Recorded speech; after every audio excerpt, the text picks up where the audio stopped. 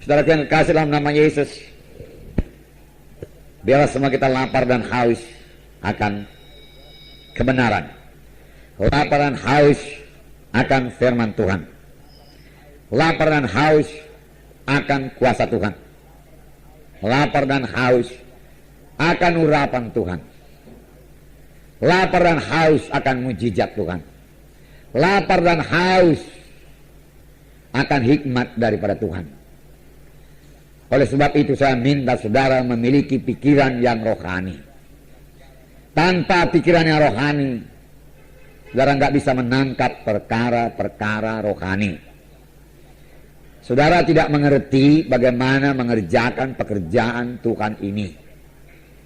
Terlebih pada akhir zaman ini, Tuhan mau bekerja dengan sungguh-sungguh. Dan Tuhan hanya memakai orang yang sungguh-sungguh, yang sungguh-sungguh rohani. Pada akhir zaman ini tidak ada yang mustahil bagi orang yang percaya. Saudara rindukan sidang 100 orang, Tuhan berikan 100 orang. Jangan batasi kuasa Tuhan. Tapi apakah saudara rindu? Apakah saudara haus untuk itu? Apakah saudara berdoa buat itu? Ini soalnya sekarang. Adakah kehausan? Sebenarnya kehausan lebih parah daripada kelaparan. Memang firman Tuhan berkata, berbahagialah orang yang haus dan lapar, atau lapar dan haus akan kebenaran, karena mereka itu akan dipuaskan. Berbahagialah orang yang miskin di hadapan Tuhan. Siapa yang mengaku miskin, ya, mereka yang punya kerajaan sorga. Miskin perkara-perkara rohani, tapi jangan miskin tinggal miskin, saudaraku. Miskin itu membawa kita minta kuasa, minta urapan, minta jiwa-jiwa. Miskin pelayananku Tuhan, miskin sidangku Tuhan, miskin jiwa-jiwa, miskin kuasa, miskin urapan. Tetapi maunya kita jangan miskin secara rohani, amin. Saudaraku, sebab rohani nggak bisa dilikuidasi, kecuali kita sendiri yang melikuidasi diri kita. Kita sendiri yang nggak mau kaya rohani. Kita sendiri yang nggak ngejar perkara-perkara rohani, kita merasa puas. Tapi jangan saudaraku krisis rohani, saudaraku. Oleh sebab itu mari lapar dan haus akan perkara-perkara rohani. Firman Tuhan berkata, jikalau kamu mengasihi dunia ini, jikalau kamu memikirkan dunia ini, memikirkan materi dunia ini, ya, memikirkan kebesaran dunia ini, tidak ada padamu kasih Bapa. Tidak ada padamu pikiran rohani. Ini artinya, saudaraku, kejar dunia ini. Kejar dunia ini, saudaraku. Saudara, dunia pun tak dapat kalau kita mengejar dunia ini. Apalagi hamba-hamba Tuhan, saudaraku, kejar dunia, nggak akan dapat dunia. Tahu saudara mengapa nggak dapat, saudaraku? Karena firman Tuhan berkata, cari dahulu kerajaan Allah, baru dunia ditambahkan, amin.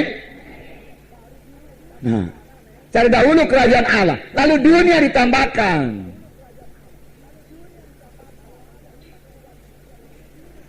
Kalau ada hamba Tuhan mengejar dulu dunia, saudaraku, dunia pun gak dapatnya, apalagi rohani. Kejar kerajaan Allah, lalu dunia diberikan Tuhan. Amin, saudara. Ya, kerjakan sungguh-sungguh pekerjaan Tuhan, lalu dunia diberikan Tuhan. Amin, saudara. Nah, haleluya. Nah, saudara, kita kasih dalam nama Yesus.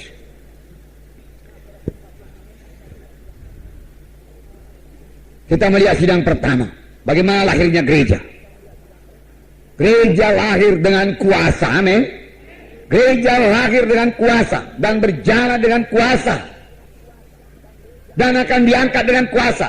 Dan hanya gereja yang berkuasa, gereja yang menang, gereja yang suci yang diangkat Tuhan. Amin. Dan pada akhir zaman seperti ini, tanda-tanda akhir zaman, pada hari-hari terakhir, firman Tuhan bicara mengenai hari-hari terakhir. Amin, saudaraku.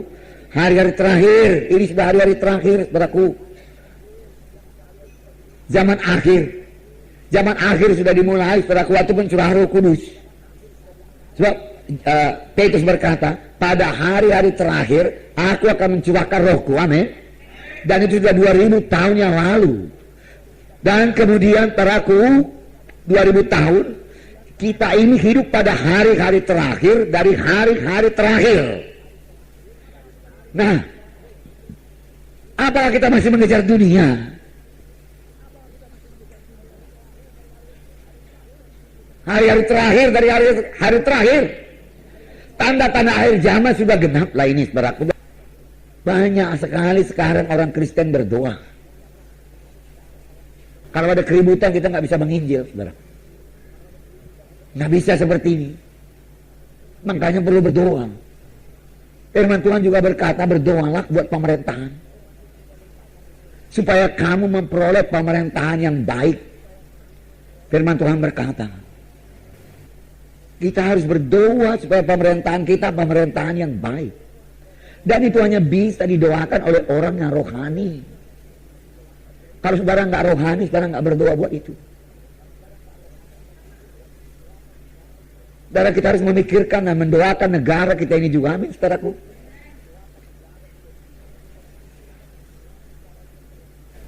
Tetapi saya mau mengatakan pada saudara, belum terlambat kalau kita ini semua orang-orang rohani. Amin. Tapi kalau kita masih mengejar kepentingan diri kita sendiri, saudaraku, kita akan ambruk, saudaraku. Pelayan saudara juga akan ambruk. Marilah mulai berkorban. Marilah mulai percayai kuasa Tuhan, mujizat Tuhan.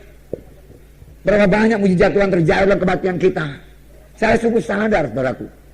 Ya, 2 kali ini, 2 minggu berturut saya melayani saudaraku suku Chinese di kota sana, saudaraku. Sekitar 40-50 di antara mereka itu, saudaraku.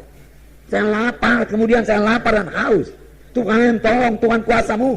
Tolong Tuhan urapanmu, Tuhan. Tolong aku, Tuhan. Berapa persenlah firman Tuhan yang bisa dia tangkap, Tuhan? Mereka tidak biasa dengan firman Tuhan. Saya kasih firman Tuhan yang sangat sederhana kepada mereka, saudaraku. Ya. Oleh sebab saya berdoa, saya pikir pun nggak semua bisa dia tangkap firman Tuhan itu. Tapi saya berdoa, Tuhan, siapa yang saya letakkan tangan dalam nama Yesus, dia mesti mengalami kuasa-Mu, Tuhan, di dalam nama Yesus. Aku rindu kuasa-Mu, aku rindu urapan-Mu. Tidak bisa tidak, Tuhan, saya katakan. Saya berdoa, beberapa jam saya berdoa, baru saya berangkat, saudaraku. Nah, begitu caranya, saudaraku. Doakanlah di dalam nama Yesus, sembuhkan Tuhan dalam nama Yesus. Maju lagi satu ibu-ibu ke depan, saudaraku. Lalu, saudaraku, ibu ini saya tanya, mau apa ibu? Oh, dia bilang, saya mau doa, mohon urapan Tuhan untuk bersaksi. Saya belum pernah dengar, saudaraku, sepanjang melayani demikian, saudaraku. Begitu bersemangat dia bersaksi. Nah, makanya minggu depan ini, saudaraku, ya, akan lebih banyak lagi jiwa-jiwa baru. Amin, saudara.